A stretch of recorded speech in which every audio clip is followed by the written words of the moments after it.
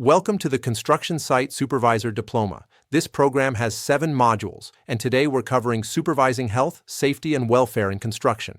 Our focus is LO1, the Principles of Health, Safety, and Welfare. We'll briefly cover 5 key areas: legislation and regulations, supervisory responsibilities, CDM principles, safe working practices, and safety culture. Let's begin. Evaluating the impact of health, safety and welfare measures is essential to protect people, maintain compliance with HSWA 1974, and optimize organizational performance.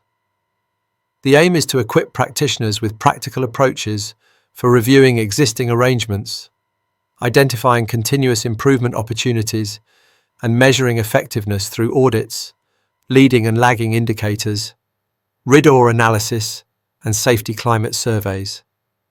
Systematic investigation of incidents and near misses using root cause and human factors techniques exposes control gaps so that remedial actions are proportionate and sustainable. Recommendations should flow from robust data and analysis, whether for an NHS estate, a construction project under CDM regulations, or a manufacturing plant, linking controls to clear KPIs, training, engineering changes, and management oversight. By integrating review, measurement, investigation, and evidence-based recommendations, organizations can demonstrate real impact on welfare and reduce harm. This slide covers conducting inspections and formal audits. Use systematic checks to confirm compliance and effectiveness. Use checklists and audit reports to evaluate measures' impact on the workforce. Use prioritized corrective action schedules to sequence fixes by risk and feasibility. Stephanie Ducek, a resilience researcher who frames organizational capability, argues that mapping resilience capabilities against controls reveals latent vulnerabilities. According to Ducek, this helps target audits to adaptation and coping. These inspection outputs lead directly into checking whether welfare facilities meet workforce needs. This slide looks at checking welfare facilities meet workforce needs.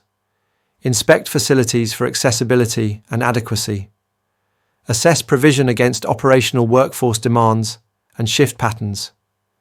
Check sanitary, rest and changing provision, and note adjustments needed for night or rotating shifts.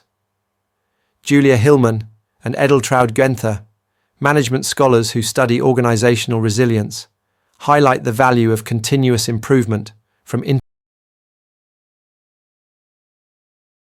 This slide covers systematic collection of worker and supervisor feedback to judge measures. Use anonymous surveys and focus groups to capture worker views and supervisor debriefs, plus suggestion boxes for practical observations. Stephanie Ducek, a management scholar who studies organizational resilience, emphasizes mapping resilience capacities to controls. According to Ducek, this feedback helps reveal latent vulnerabilities, combine responses to assess measure effectiveness, and produce clear actions. These findings then inform benchmarking against industry standards to prioritize improvements. Use feedback data to compare performance with peers and regulatory benchmarks. Start with compliance and certification comparisons, then use KPI benchmarking to set targets and close gaps. Mohammed H. Faruzanfar, lead author of large comparative risk work, stresses parsimonious, comparable indicators. According to Faruzanfar, such metrics permit transparent prioritization, map gaps by severity and feasibility to prioritize improvements.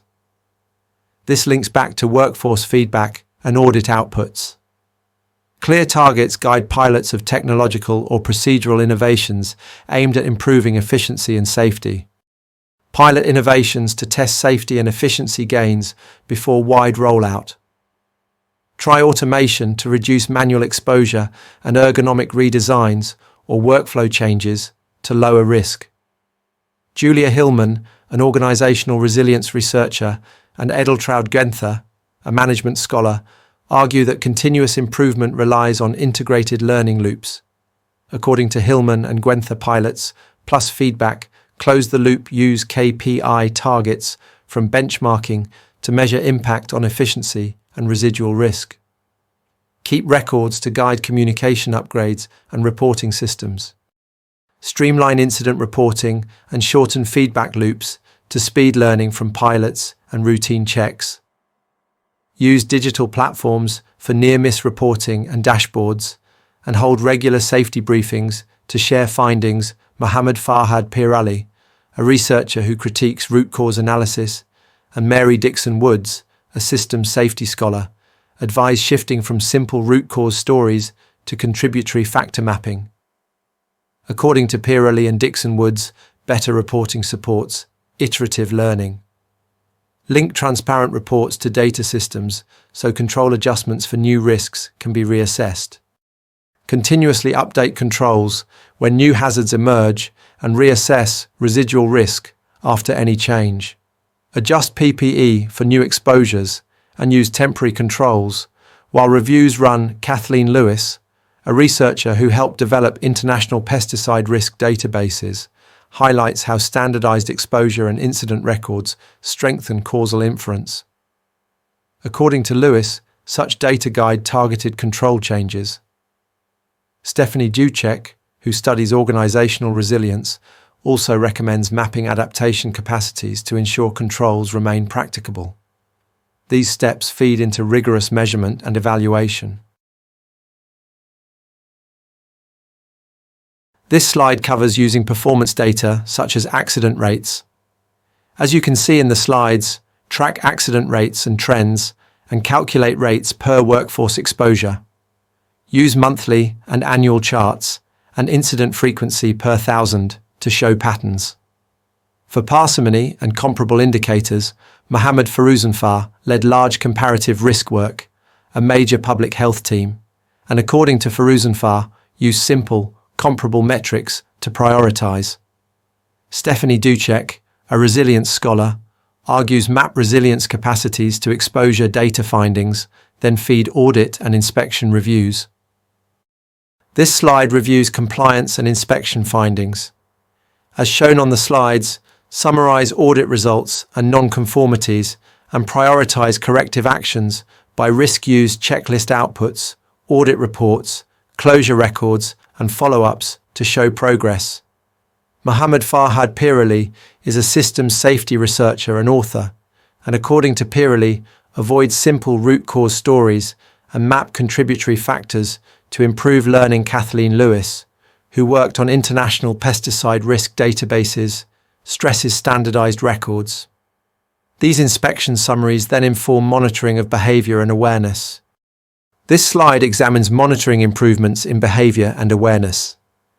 As you can see in the slides, observe safety behaviors and cultural shifts and measure training uptake and awareness levels. Use safety observations, interview summaries, near-miss and observation trends to track change. Julia Hillman and Edeltraud Gwenther are management resilience researchers, and according to Hillman and Gwenther, continuous improvement needs integrated learning loops from these observations. Mohammed Farhad Pirali also advises mapping contributory factors from near-miss trends. This evidence then supports planned versus actual outcome comparisons. This slide covers comparing planned versus actual outcomes. The slides show assessing targets against measured performance and identifying variances and root causes. Use KPI dashboards, variance tables, and corrective action effectiveness reviews to quantify gaps. Mohammed H. Firuzanfar led major comparative risk assessment work, and according to Firuzanfar, parsimonious, comparable indicators make prioritization transparent. Mohammed Farhad Pirali, a systems safety author, warns against linear root cause narratives and recommends system hypotheses. Clear variance analysis prepares concise reports for management decision-making. This slide sets out reporting findings to management for decision-making. As the slides show, summarize evidence clearly and recommend options with cost and impact. Use executive summaries, briefings and decision papers with recommended actions for each subtopic to make choices simple. Stephanie Duchek is a resilience scholar, and according to Duchek, mapping resilience capacities helps managers see adaptation needs. Kathleen Lewis, who developed pesticide risk databases, shows how linked exposure and incident records strengthen recommendations. These concise reports then guide investigations and targeted improvements. As you can see in the slides, map contributory factors and system interactions, integrate evidence from records and interviews, and use fishbone and timeline analyses to produce contributory factor mapping outputs. Use UK examples such as HSE incident files and on-farm pesticide records to ground findings. Mohammed Farhad Pirali, a systems safety researcher and author, warns against simple root cause stories and, according to Pirali in the paper, the problem with root cause analysis favours contributory factor mapping to prevent organisational forgetting. This links to reviewing whether training was adequate. Building on contributory factor mapping, assess training content against task risks, measure retention, competency, and observe performance, and review assessment scores, competency checks, refresher schedules, and attendance records, as shown in the slides. Stephanie Duchek, an organizational resilience scholar who studies capabilities, recommends mapping adaptation and coping capacities against controls. According to Duchek, this approach reveals training gaps that weaken resilience. Use simple competency pass rates for comparison. Findings should feed the check on equipment or process failures. Inspect maintenance logs and failure modes, verify process deviations and control effectiveness, and examine equipment fault reports, tests, process flow analysis, and sensor data, as shown in the slides. Kathleen Lewis, a specialist in standardized exposure and incident databases, highlights how harmonized records, according to Lewis, allow linking faults to exposure and outcomes in UK settings, such as farm machinery or HSE-regulated plant use, simple failure rate metrics, to prioritize investigations. These results lead to identifying missed hazards or ineffective controls. Compare the risk register with operational reality, spot latent hazards and control failures during site walkthroughs and in hazard logs, and apply bow tie analysis to reveal overlooked barriers. As you can see in the slides, Julia Hillman, an organizational resilience researcher, and Edeltraud Genther, a management scholar, argue continuous improvement relies on integrated learning loops. According to Hillman and Genther, these checks close gaps between paperwork and practice. UK pesticide governance shows how registers can miss on-farm realities. This leads to applying corrective actions. Having identified missed hazards and failures, prioritize corrective actions by risk and feasibility, assign ownership, set timelines and verification steps, and record corrective plans with closure dates, plus post-action audits and effectiveness checks, as shown in the slides. Mohammed H. Faruzanfar, an expert in parsimonious comparative risk metrics, recommends simple comparable indicators to rank actions. According to Faruzanfar, use exposure distributions to judge impact. Mohammed Farhad Pirali also advises iterative verification to avoid repeating linear root cause errors. These verified actions feed recommendations based on data and analysis. As you can see in the slides, present clear evidence-based proposals to management, summarize data, set out recommendations with rationale, and include quantified benefits, costs, and trade-offs using executive summaries and decision papers. Use cost-benefit tables and visuals to show expected incident reduction or life cycle costs.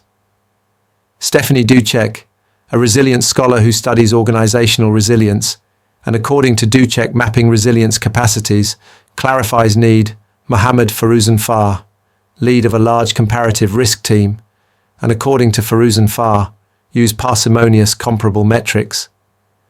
These proposals inform revised procedures and method statements. As you can see in the slides, update procedures and method statements to match actual practice, revise documents to clarify steps, responsibilities and control measures, produce revised method statements with checklists, and use version procedures and change logs to record updates and sign off. Kathleen Lewis, a researcher who worked on standardized risk databases, and according to Lewis Harmonized Records Aid Evaluation, Mohammed Farhad Pirali, a systems safety expert, and according to Pirali iterative change logs, support learning not blame. These updates set the training and communication plan. As you can see in the slides, improve workforce training and communication by targeting measured competency gaps. Use blended delivery, toolbox talks, and simulation exercises with practical assessments. Keep competency records and refresher schedules so training is verifiable. Julia Hillman and Edeltraud Genther, management resilience researchers, and according to Hillman and Genther, integrated learning loops make training effective. Mohammed Farhad Pirali, a systems safety author, and according to Pirali assessment results, feed investigations. Clear records support investment choices. As you can see in the slides, invest in safer tools, technologies and systems after prioritizing by risk reduction potential. Assess life cycle costs, usability and maintenance, and show quantified benefits and trade-offs.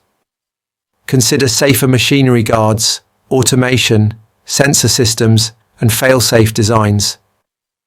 Mohammed H. Farouzan-Farr, lead of comparative risk work, and according to Farouzan-Farr, use simple comparable indicators to judge impact. Kathleen Lewis, an expert in risk databases, and according to Lewis, linked data help assess real-world effectiveness. Good procurement records and user training ease later tracking. As you can see in the slides, track improvements with clear indicators and baseline metrics, and monitor trends using leading and lagging indicators. Build dashboards, charts, and scorecards to show incident rates, training uptake, procedure versions, and investment outcomes.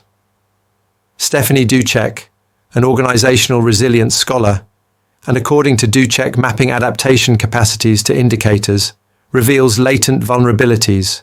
Mohammed H. Farouzan-Farr, and according to Farouzan-Farr, parsimonious metrics aid prioritization. Use periodic reviews and verification audits, including HSE style checks, to confirm positive change. As we conclude, systematic review of existing health, safety and welfare arrangements, drawing on HSE guidance and ISO 45001, identifies risks and frames opportunities for continuous improvement. Robust measurement and evaluation turn indicators into insight. Investigation of failures exposes control gaps. Data-led analysis supports practical recommendations that close gaps and demonstrate impact, fulfilling the learning aim to evaluate measures critically. These elements form a cycle: review, measure, investigate, recommend, and improve, relevant from university laboratories to CDM construction sites. All sources and references can be found below the video, and that if they have any questions or need guidance, they should make use of the Live AI tutor for one-to-one mentoring and support. Continue to question assumptions and pursue evidence.